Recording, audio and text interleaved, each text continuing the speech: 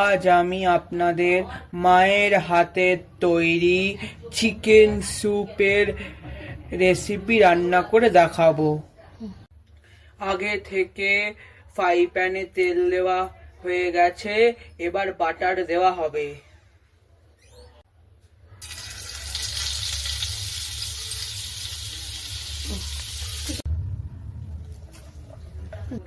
Fry প্যানে কিছুটা পেঁয়াজ পাতা দিয়ে দিলাম, অল্প করে রসুন কুচি দিয়ে দিলাম। এইবার কাটা সবজিগুলো দিয়ে দিচ্ছি। সবজিগুলো হালকা করে তেলে ভেজে নিলাম। আগে থেকে সেদ্ধ করা চিকেনগুলো এবার দিয়ে দিচ্ছি।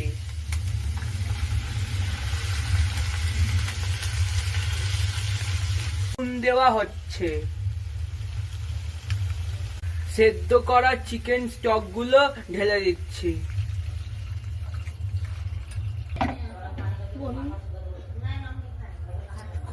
এক চামচ কর্নফ্লাওয়ার জলে গুলে দিয়ে দিচ্ছি।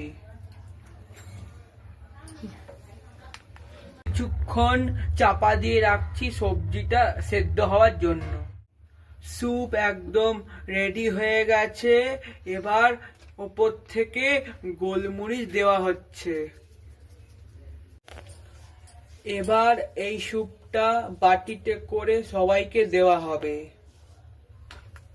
যদি আপনাদের এই স্যুপ রান্নাটা ভালো লেগে থাকে তাহলে লাইক, শেয়ার এবং সাবস্ক্রাইব করে দেবেন।